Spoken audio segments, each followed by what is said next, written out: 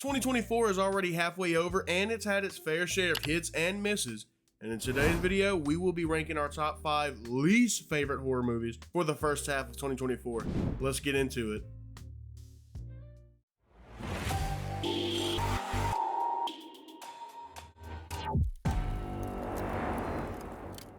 Welcome back, I'm Sippin, and today I'm joined with my boy Shay Rants again. Shay, I appreciate you being here, dog. Thanks for having me once again. That's what I'm talking about! That's why he's the MVP! That's why he's the GOAT! The GOAT! It's always a good time, man. And today we're going to be ranking the top 5 worst horror movies of the first half of 2024. And I don't know if you've seen my best video so far. There has been some good hidden gems, but there's also been a lot of bad movies so far of this year. 100%. But with that being said, let's just jump right into my number 5. Finally! Because we're going NFL draft style, dog. So with my number 5, it's going to have to be In a Violent Nature.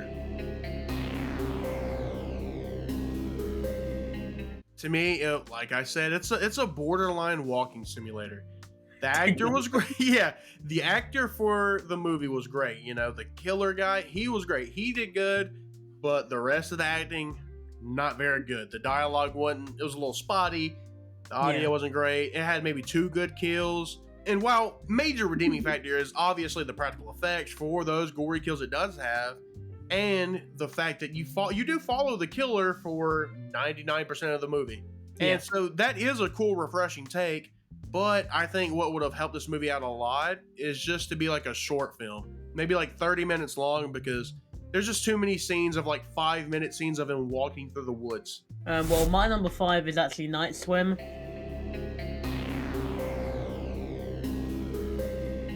It isn't particularly like trash. I just think it's like a boring movie. Like, it's just a pool. They also focus way too much on baseball for some reason. It's a bloody pool movie. Focus on the pool.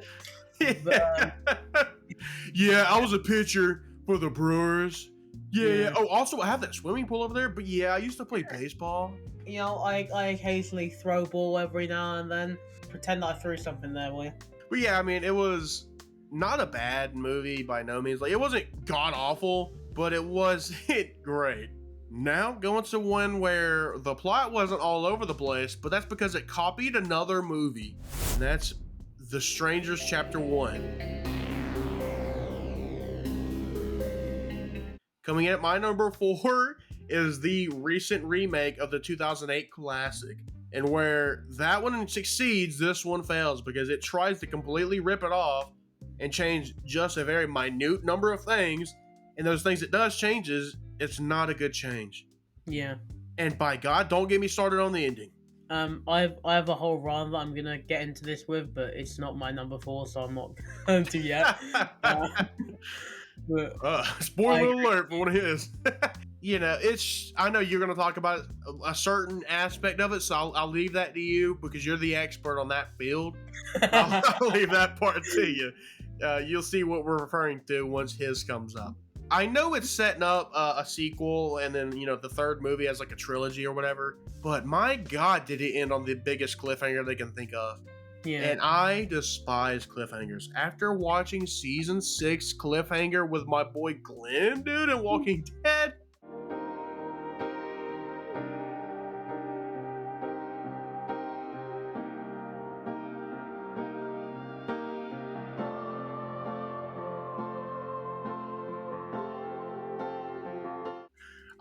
I can't get behind cliffhangers. He can't keep getting away with it! You know, this movie's like, oh man, dude, is anything gonna happen? And then something happens. Oh, okay, maybe this is where it gets good. Yeah. Oh wait, the movie's over with? What's your number 4? My number 4 is Imaginary.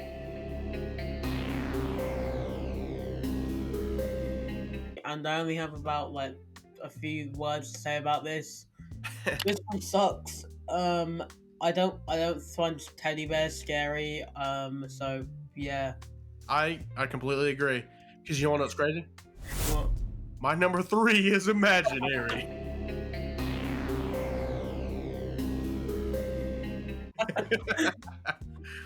It's just like, it could have been something good, because obviously, like you said, a teddy bear's not going to be scary, but there's something there that you could have made good. Yeah, 100%. It was hit with that Blumhouse plot script. Blumhouse can have hits, you know. They do make good movies from time to time. Sometimes. Yeah, but when they make a bad one, they make a bad one. Blumhouse tries to do too much when they have something good on their hands. Yeah. That goes into a lot of their other movies, but like, why go too deep into something when you don't need it to be? Exactly. It could have been something great. It could have been a nice paranormal type movie, kind of like Paranormal Activity, you know, the whole Toby ghost thing. It could have gone to that route where it was an imaginary friend, but turns out it's actually a demon and like a ghost thing, you know? But the route they went, I don't know, was not my cup of tea. It sucked. Yeah. Yeah. Yeah, my number 3, I'm not sure if you specifically count it as a horror movie, but it came out in the beginning of this year, and I didn't like it, so I just put it on this. So, Ghostbusters: Frozen Empire. It's just mid, like horridly mid. Like there's so many different characters in the movie that are like doing a different thing. The girl is just off having her own little wonderful little adventure. Then you got like the most surprising cameo in Destroy All Namers, Kumail Nanjiani in that movie. And then like he's also in this, but it's just the most random character in this, along with a bunch of new characters, along with the old characters. And it's just too much going on, and then the villain came out of bloody nowhere, and then bam, the movie's over. Yeah, I actually haven't seen it, so I'm gonna take your word on it because a lot of the Ghostbusters movies just can't. I mean, it's hard to beat the original. Let's just say that. Oh yeah, I mean, Afterlife was pretty good, but then they fumbled the bag with the next one. Speaking of fumbling the bag, my number 2 is Night Swim.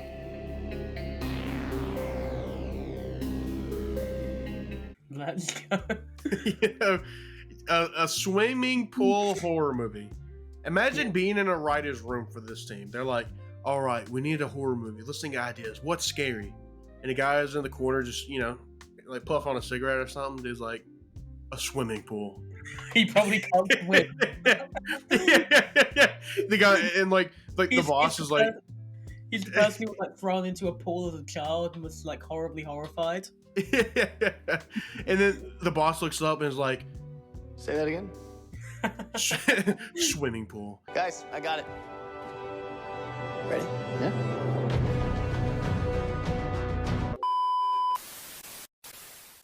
Whose idea is it to make a horror movie about a pool?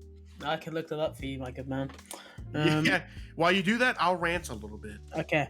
It's just like we said, you know, once before, it focuses on baseball way too much. And don't get me wrong, I love baseball, but not the Brewers. No exaggeration.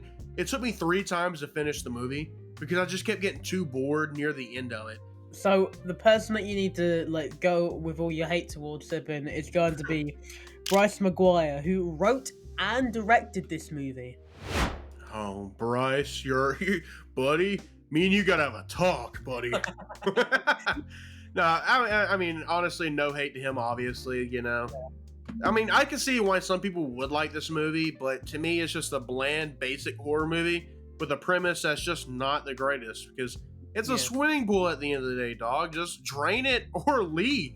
It's a swimming pool. The water can't chase you. So, my number 2 is actually... I think it was like your number 4. So it's The Strangers Chapter 1. So. All right, here goes that rant, team. We were promised a rant. So I want to go on a slight rant here because I despise how like bad the writing is in this movie. They gave like the guy asthma, and they don't know how asthma works. So like. I believe it's like one of the first scenes where we see our wonderful couple. So they're driving in the car and they almost get in a car crash. And suddenly he's just entirely out of breath and then he needs to take his inhaler. But they don't know how the hell these bloody things work. Because what you do is you take it out, you put it in your mouth, you close your mouth and you hold for 10 seconds. What they do is this. They breathe it all out. Like, in the exact same frame where he puts it in his mouth, it all comes out his mouth. You can see it floating out the sides of his mouth. Like, You can see the stuff come out of his mouth while he's sprayed it in there. Like, I don't know how it works. And later in the movie, he just seems perfectly fine, but then suddenly he amazingly drops the inhaler, and then like the scene afterwards, he's like, "I need my inhaler." Yeah. The film just also like, has some of the worst like writing and twists I've ever seen. Like this is called The Strangers Chapter 1. The strangers like don't come in till like 40 minutes into the movie. Exactly. It had the longest intro known to man, dude. One, how the hell you miss with a shotgun from 3 feet away? and he shot at, the guy that was grabbing Madeline. I don't know what the character's name was, but he was grabbing at her through the window. Yeah, right. And it's like, it's a shotgun, dog. That would have hit her too. Yeah. So you either miss atrociously bad, or both of them should have got hit, because the bullet spray alone would have made those little pellets hit both of them. There's that scene where the dude, he has like a shotgun up to that one stranger, and he's like, already took out one person.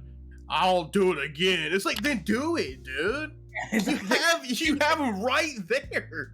Like, you were cool with taking out homie at the front door. Anyway, I started blasting. Bang! Bang! Without even a thought, but now you gotta question it, brother. You're just delusional. You're the crazy one. You're taking crazy pills, not me. I'm not dumb, you're dumb. Just take them out, dude. Yeah. And like, obviously people could say it was because he was trying to find out where his girlfriend was. Brother, it's the wide open woods. Where else is she gonna be? Exactly. You know what I mean? That scene as well, she literally just hides in the ditch and they just walk straight past her. She just chills there. It's a ditch. If I was a psycho murderer and I was chasing someone through the woods, that's the first place I'd look. And there was other bodies there, so obviously they tossed their victims there or something. So why would they not think to check that? Exactly. It was not good. No. And trust me, I wanted it to be good because I love the 2008 movie. Oh yeah. But this was just a carbon copy ripoff that did not need to be made. A movie that I'm okay with being made, but I think it's even worse, sadly, is my number one, which is Tarot.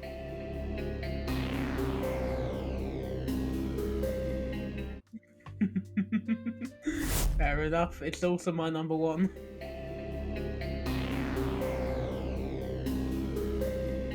There we go. D. Know your fucking place, trash. It's rough. Haley, the main character, like I wrote some stuff down when I was watching this movie. I was like, dude, that's so stupid. There's some stuff that just grinds my gears about these type of horror movies, because these type of movies are one and the same.